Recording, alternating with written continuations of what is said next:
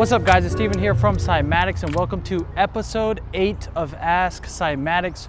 We're actually doing something a little different today. Today is Saturday, so we're actually not at the office. I had to go to a wedding last night, so I didn't get home till pretty late.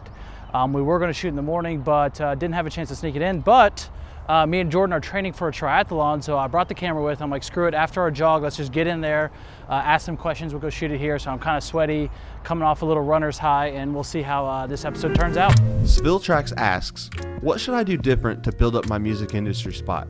I just got my first debit card, and now I'm trying to make some money from production. The fact that you're getting started at what, 12 and a half? Yeah. 12 and a half years old is already a huge advantage over a ton of different people in the music industry.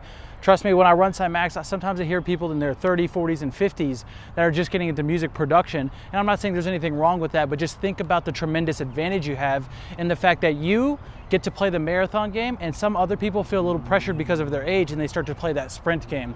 So if I were you, I would focus less on how you can make money with music production, because even though there might be a way to do some cash grabs, the way you're really going to really learn and put yourself in the best position is by doing a few things, okay?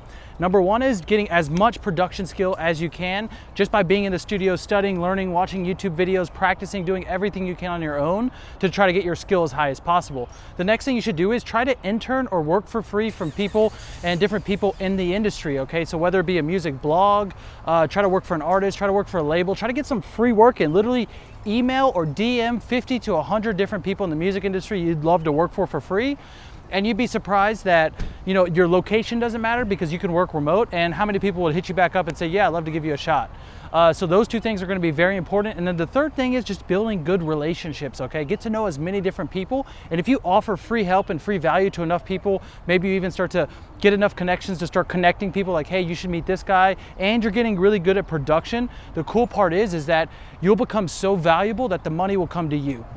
Eric asks, what is the best way to approach singers and rappers when you're trying to sell them a beat? When it comes to really selling your beats or really selling anything online, a big piece of advice I can give you is really study a little bit of consumer psychology, okay?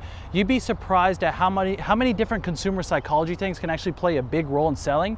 Okay, so first off, a thing that a lot of people want to do when it comes to selling beats is sell them as cheap as possible, because in their head is like, oh, if I can sell this many beats for this price, a lot more people will buy it for just $1, $5, $10. But when you really do the math, not a lot of people would buy that smaller amount, and they start to devalue your actual work, right? If you get 100 beats for 10 bucks, guess what? They're not gonna value those beats very high, right? But let's say you go on the super premium and you start saying, hey guys, I'm gonna be charging 1,000 per beat, you know, 3,000 for exclusives. All of a sudden your positioning on your product, which is your beats, one puts you at the high end as an exclusive producer and all this, and one of them puts you down low. And I'm not saying that one or the other is the right answer, but what I wanted to say is if you learn a little bit about this consumer psychology, you start to position yourself in a good market. You know, maybe you do some good stuff with consumer psychology by how you position your offer, right? Hey, buy one for 100, or you can buy, you know, 5 for 200, right? Instantly, stuff like that gets people like, oh, I might as well buy 5 exclusives from this guy because I get a much better deal. And I would learn a little bit of internet marketing. So, you know, I would say try to learn a little bit more about, you know, the different platforms like BeatStars and all the different sites you can actually sell your beats on. And then also look at, you know, just selling them on your own site, whether it be through a Squarespace, Shopify, Wix, or something like that. Weigh all those options out and then build a really good brand, and then the selling to the actual artists, singers, and rappers becomes really easy, because if you do those other things correctly, the sales should kind of flow in automatically. KRTR asks, I've got an exact image of what I want my visual content to look like for my artistic branding, but I'm not talented enough to execute these visions on my own. How and where would you recommend I look for artists willing to help me on a small budget? So if you're just getting started and you're worrying about the artistic, creative / visual and graphic design having something high level, you're actually already at the leg down. The second you throw that mentality out the window is how you're gonna get your leg up. Okay, so let me explain. A lot of people, a lot of artists, this is a common mistake that a lot of people make. Even me and Drew thought this in the early stages. But what they do is the artists see two things, or two or three things. They see one, they hear a great song, and let's say it's very successful. Let's say some artist released a song and it's popping off. They see a great song. They see some sort of cool artwork that they associate with the success of the song.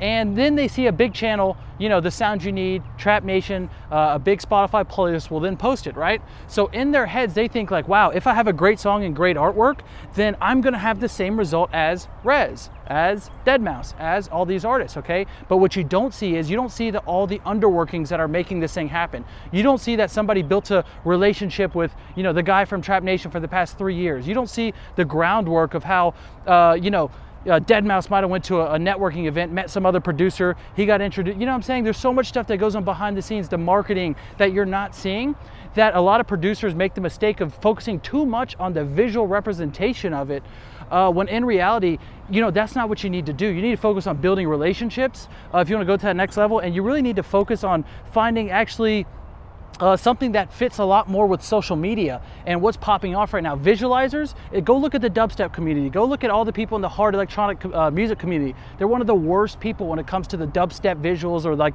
the crazy high-end looking visual part of the brand, because people do not respond to that stuff on social media. People respond to stuff that's a lot more amateur feeling.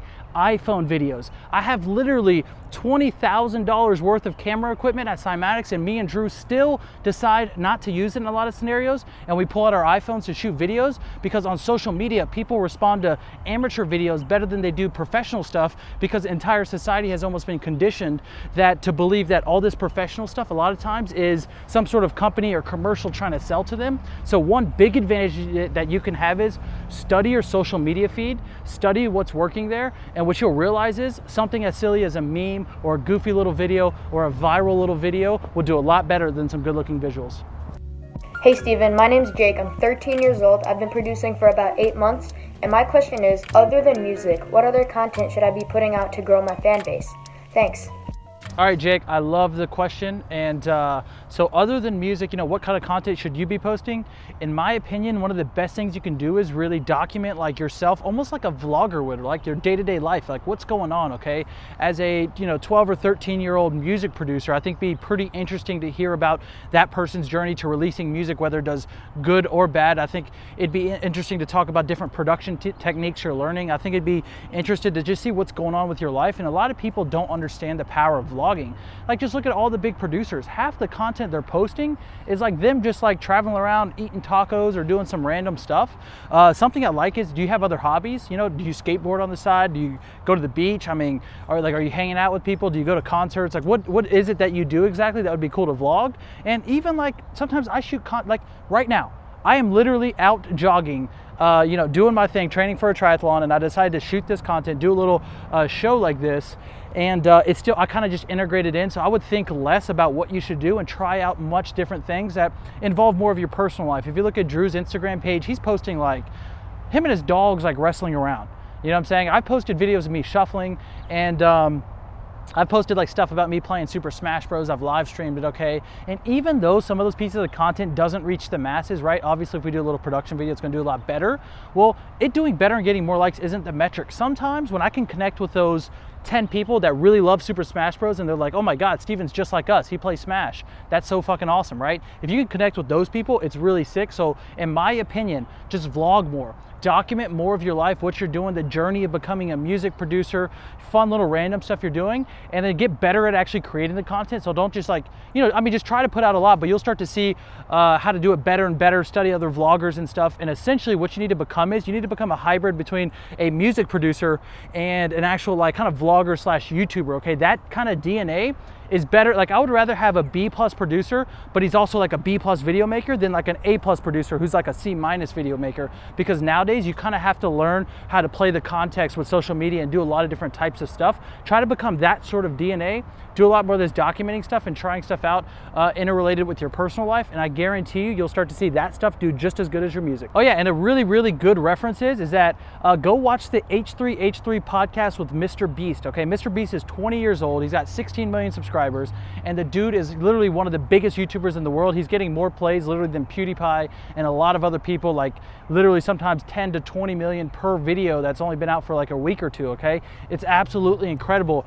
And his story is just so inspiring for me, because he literally was putting out videos when he was 13 years old, and he didn't see any traction until he was like 17, 18, okay? He was just putting out stuff non-stop, and he didn't care that he wasn't getting any traction. He didn't care that people weren't vibing with their stuff. He just went for straight volume volume, did a lot of that stuff, was just putting out whatever he thought was cool, and guess what? Eventually he started to figure out through just pure trial and error, okay? So be that person, be like Mr. Beast, just put out stuff nonstop. He's inspiring me to do this show nonstop because I'm like, screw it, I want to put out a podcast every single day for 500 days straight and see what happens, right?